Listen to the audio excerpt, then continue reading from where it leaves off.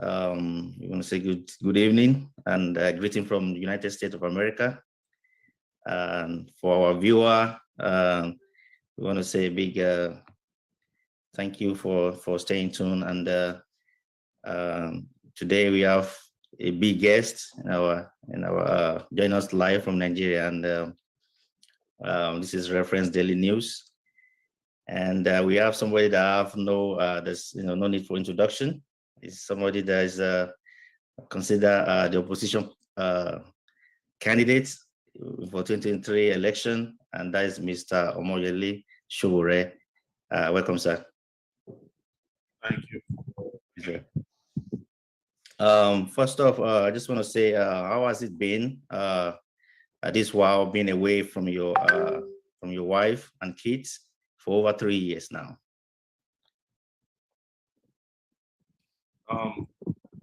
There's no word that can describe that. So for everyone as well in the country, that's with terrible leadership. So probably lucky to have my kids simply talk to somewhere else. 100 million people are trapped here. I have nowhere to Wife and kids for over 3 years now. This is not waste too much of our time. For some reason, the audio is a little bit fade over there. It's a little distort. I don't know what's Let me see what I can do to improve it. Okay. Has it gotten better now? Yes, that's much better. Yes. Go ahead. Yes, sir. All right. So again, we were just asking that how has it been away for that long, for over 3 years, and even as the father myself, I know that is a serious thing. How have the family coping with your absence? We're doing fine. I have to give credit to my wife, who is taking care of the kids at this point and holding up well and tight. She's the one that deserves all the credit. Wow, that's amazing.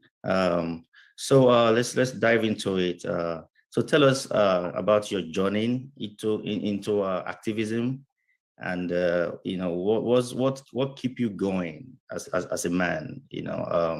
We know your love for the country. We know your love for humanity. So what's the drive? It's difficult to explain in one word because it's a very fluid and dynamic situation here in Nigeria. But I think you just wake up every day and find how hard it is to live here, how hard life is, how brutish and short it could be. If you have any humanity in you at all, you'll be moved to want to do something. For people like me who've done this for several years, I just feel like owe my conscience a duty to put in my best, to put in as much as I can, to change the narrative and the course of history by chasing after a better life for Nigerians or the people of Nigeria on a daily basis. So I don't want to sound messianic. It's one of the hardest decisions I have to make every day. It's like when I say decision, it's like how do you live in a situation like this, not to worry about the well-being of the people. And I know Nigerian leaders don't care about those things. They don't. They're all about themselves and their clique, their groups, their cronies, friends, and family. Wow. That's very typical. So the next question is, why are you running for the highest office in the land? And what makes you a better choice? Well, the highest office in the land is not the presidency of any country. It is the office of the citizen. The citizens are the most important people in every country. In terms of why I'm a better choice, I have looked around and having been around for so long, and characteristically profiles all are the ones who call themselves leaders, both those who are appointed, elected, or those who force themselves or impose themselves on people. And studied them, I know that, based on what I know, my exposure, my education, my character, that I will do a better job than all of them combined. And I'm not bragging if given the chance. And I wish that people can see through that. But because there's none of these qualities that I've not displayed. It's a courage, it's a solid understanding of the problems and the solutions that qualifies me better than any of the guys who either have run the country in the past and those who are planning to contest against myself in the next electoral cycle. The very first time I met you was at your 2019 town hall meeting in Atlanta, Georgia. And one of the audience asked a question that you gave a very beautiful answer to, but it was kind of rowdy. People didn't hear, they were clapping. I couldn't get the full answer. And the question was, what kind of economic system will you propose for Nigeria? Because it's like most African countries, all the system we're trying to use are all borrowed system. And so, what kind of economic system will you like to propose for Nigeria? Well, I have answered these questions then and now, based on what I believe people can understand. Because when people talk about economic systems, they're basically looking for macroeconomic answers, and macroeconomic answers or solutions lead to microeconomic progress, and this has to do with making the right economic policy for a country. Start, having control of your exchange rates and several other great things that goes with the economy. But the big deal for me is for a country to define its political economy first before you start going into those economic nuggets. And what I've said is that an economy that's not focused on the well-being of the people, an economy that is focused, I said not focused, but I want to say an economy that's focused on the well-being of our people. Yes. And primarily to uplift them, to take people out of poverty and create equality is the first definition of an economic system that can then be fed into a lot of troughs. Unfortunately, nobody is discussing that particular important aspect. We are always discussing, putting in place economic systems that suits the agenda of our former colonial masters or neo-colonial masters. And like you said, things that we borrow from the World Bank and the IMF and other economic, other international bodies that force these things on ourselves so that they can benefit their own citizens. My 20 years of living in the US, I find something very interesting that the US, if it's necessary, we're going to rob a bank in another country to fulfill the economic needs and the well-being of their people. Nigeria, when necessary, will leave its vaults open to robbers to fulfill their needs instead of fulfilling the needs of their own people. Whatever is left, the leaders pack them and take them away. So this is where I would be different. This is where I would be different from all these jokers who are there, because they are waiting for blueprints of economic policy. But I've seen them work and come to the conclusion that they don't work. And they themselves, in their moment of sobriety, have always said that the economic policy is not a one-size-fits-all. Wow, what an irony. Yeah. So but we don't listen. We're just, and that's why they are more interested in leaders who don't understand these things.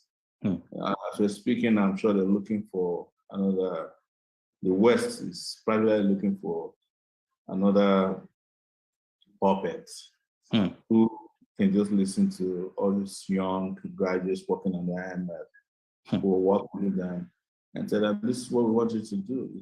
Don't care about your people. Don't invest in education. And when their economies are going down or they have health crisis like they have with COVID, they come around here and take the same doctors that they said we should not fund our universities to train, to go help them.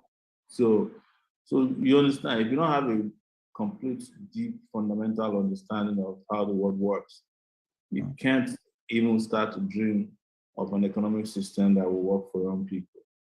But if the essence of the government is to make people well-being a priority, their security a priority, jobs a priority, infrastructure a priority, healthcare a priority, education a priority, water, clean drinking water a priority, which they themselves said are part of their own SDGs. What's good is your economy. If you say to people, oh, you want them to have free markets, and your countries don't even have free markets. What I mean is that you can't do price gouging in the US. Yeah, there are controls on everything. There are controls on rents. They send people to jail for price gouging, for raising the price of the products simply because there's profit. But over here, you're saying, oh, it's not necessary. Just let these private companies run riot on the people. That is the reason why you are paying less for internet in the US. You can have unlimited data, unlimited calls and texts for $50 or less in some cases. And our country over here, you have to have dongle for about 5 companies, 5 mobile cell companies, mobile telephone companies, for you to be able to get data. Your colleague couldn't join this because it's in a place where it's probably difficult for their connections to work because the towers that are pouring out data rely on diesel to work. Wow. So yeah. So these are just fundamental understandings of our own socio-economic situation because you cannot separate economies from people. That's true. Yeah. Wow.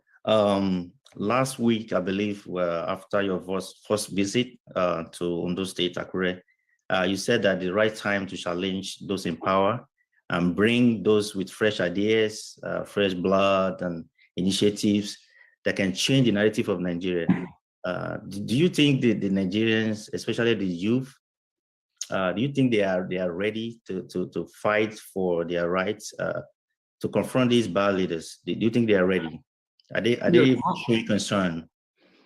The assumption when we mention youth as if it's one monolithic body of right-thinking people, it's an assumption that makes us feel like everybody who's young is thinking the same way, or they're part of one social unit that is only after their own well-being.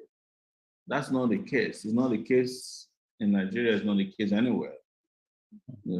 But you just hope, you want to hope and wish that young people whose future is at stake will be more interested and involved in political issues to the point that they will not allow, knowingly allow those who are not after their well-being to be in charge of their future. That's the assumption. But here, young people have been so decimated with hunger, starvation, unemployment, that their thinking faculties have been shut down. And then if you add repression to it, direct repression, police brutality, then you have a situation where they are also perpetually afraid to make these moves and the right decisions. So otherwise, we should by now have narrowed all the candidates to probably one person. That would be me, because I've always fought in interest of young people. But there are the same young people who relies on 10,000 naira every month from certain government officials and non-government officials to work against their own interests, and they will do it. They will gladly do it. So there's no situation of that enlightened self-interest as it is known for amongst young people. It's just a few of them understand what that means. The rest are just struggling, and they're struggling from day to day to make ends meet. And you can't blame them when they're not practically on the part that understands that there's a lot more to life than just momentary gain, or what should I call it? Whatever it is that they throw at them that make them lose their minds. That's what they're doing here in Nigeria. But I'm happy that quite a number of them are not doing too badly in terms of social consciousness, social political consciousness. Okay. Wow. This question you probably have answered it before as well, but I will ask it is, why didn't you go the way, I would say, the so-called comrades, today that we have them all over the other political parties? Why didn't you join them? You have all of them in the big party like APC and PDP. So why did you join these folks? The people you call comrades make an assumption that it's some nomenclature of a left-leaning individual that you met someday who wants to join the protests, or you went to school with them, and you haven't followed up on them to understand what their situations have become, whether they've changed their minds, or even if while they were protesting with you while you were in school, if they really believe in the protests. If they were doing it in the interest of others, we don't know. So until they are challenged by the conditions of life, or degrees of life here, it is then that you know who the real comrades are. So, and that community is shrinking on a daily basis based on these realities. It is tough to remain a comrade in a country where you are practically living in a jungle. It's survival of the fittest. Yes. That's very true. So another question is, how come going to the very like why back? Why you were so close to MKO Abiola in a particular video, and my thought is, would MKO have made you like a minister under his administration if if Babangida did not refuse officially to declare him the president? No, when I met Abiola, I was still in the university. Okay. I was still union president of the University of Lagos.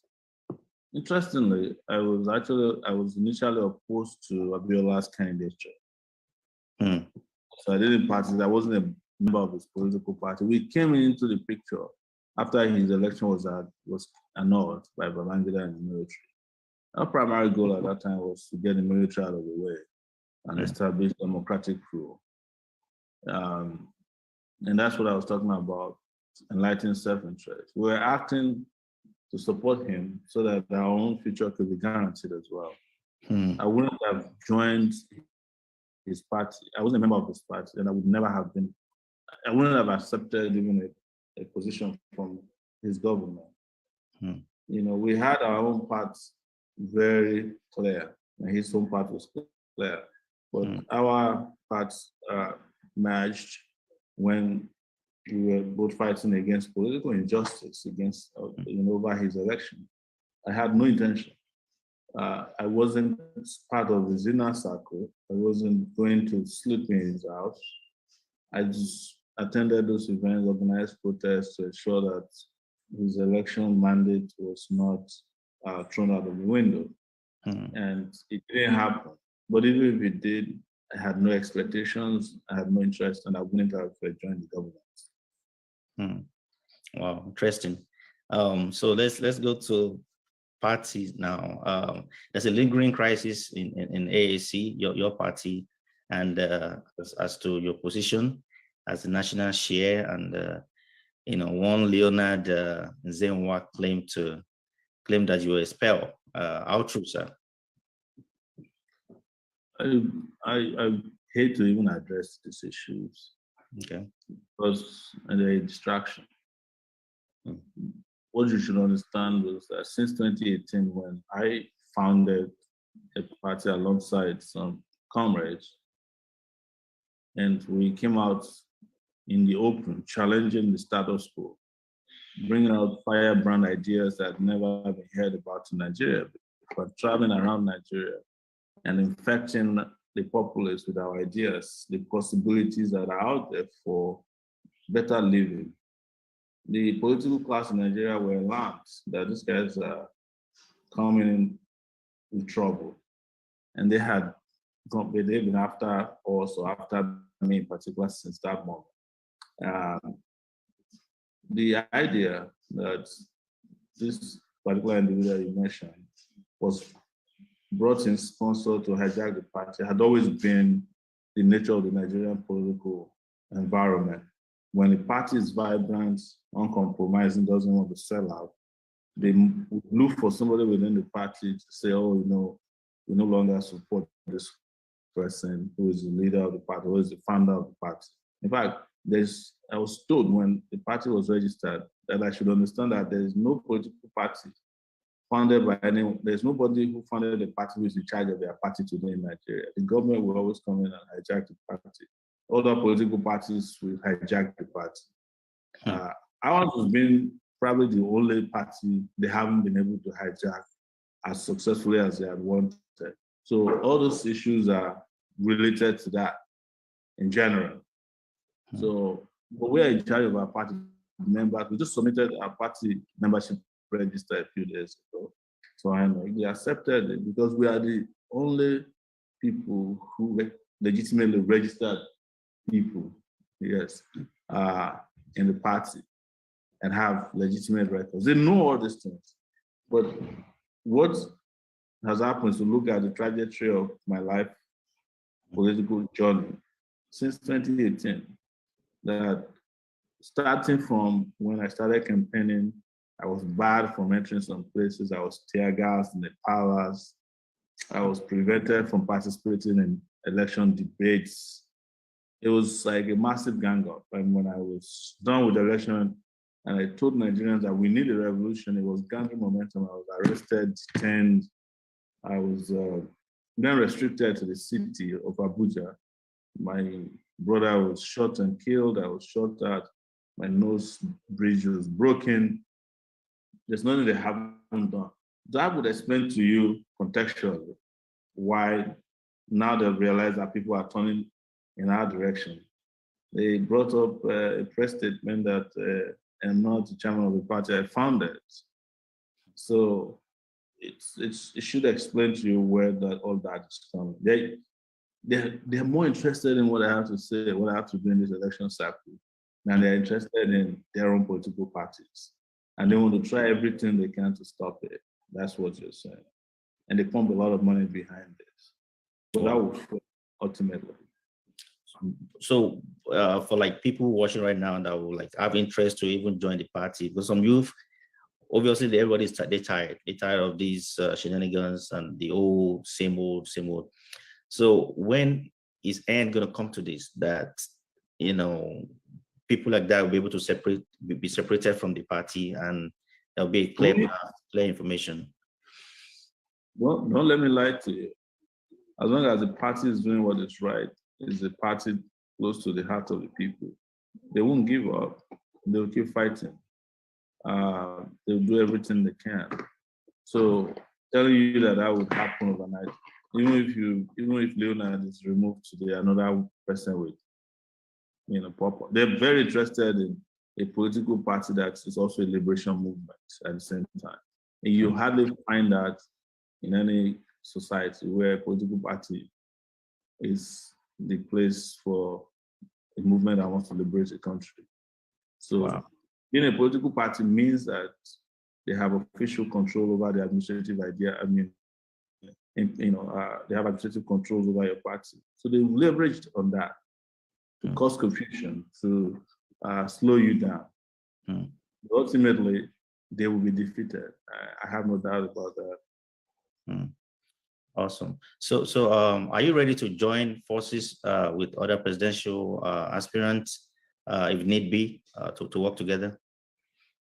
As long as the working together is not to compromise our ideas and ideals as a political party and a political movement, they are welcome. But here is what I'll say.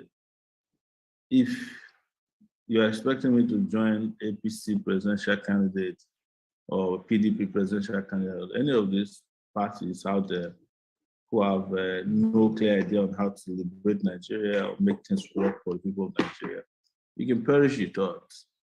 But if there's anyone who is sober enough, who is humble enough to say, hey, I can line up behind this other party, they mean well for the country, they'll be welcome. But we will, of course, do proper scrutiny because it's always beyond the surface. Wow, awesome. So you've consistently solidarized with the Igbos. I would say to almost every every aspect of Nigeria where need be, and taking a different position on who to become president in 2023, as people are talking about zoning and all that. Do you think you imagine the president is enough to console and assuage the anger of the Igbos?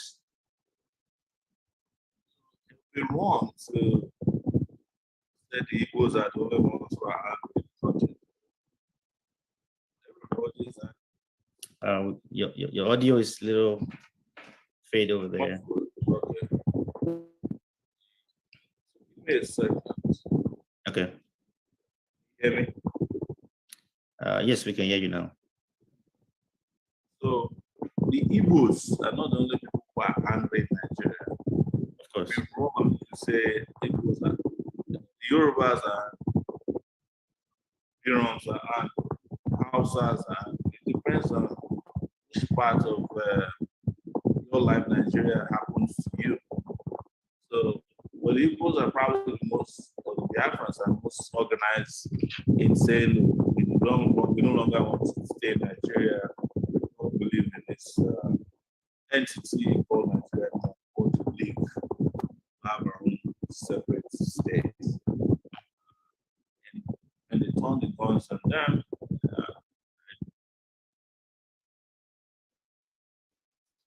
We lose you there again. I hate oppression. It's the right, to support the right determination. I support that. I support religious freedoms as affects Shiites. I support the right to self-determination of Yoruba people.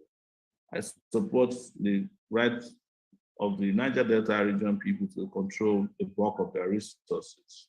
So I support human rights in general. I'm against police brutality, torture, and repression. I'm against economic slavery.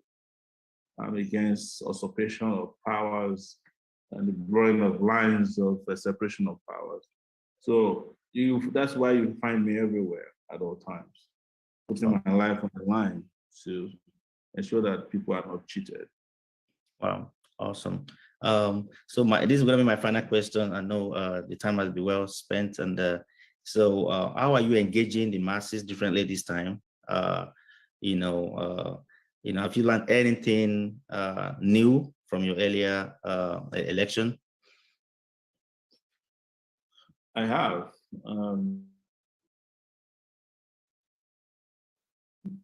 I'm probably the only aspirants in this election cycle that never stopped campaigning for the issues that matter to me and others. After 2019, I started going to neighborhoods. I was arrested. I participated in protests. I started NSAS in Abuja and ended it too. The last protest of NSAS was carried out by me doing graffiti in front of the airport, National Assembly, and the police. Yeah, I saw that. Yeah. Good. So I never stopped. So, and as you have seen, so some very, very powerful movements around. I've been going around since I stopped, since I was granted the right to move around by way of a court order. And I've been talking to people. I've had probably the highest number of these conversations like Zoom, more than any candidate. I've been going to neighborhoods to do small talks and rallies. And last week, we went to Ondo State, my hometown. And probably the first candidate, I'm sorry, I keep saying candidate, aspirant to ever enter into a river to do a campaign. So it's something different. Yes. And thank you so much for honoring our invitation. We know you're very busy, and I want to appreciate you. I want to say another, want to wish you well. We're rooting for you, and we wish you all the best, sir. Thank you so much, and have a nice. Thanks for bringing me on your show. All right, thank you, sir. And that's it for all.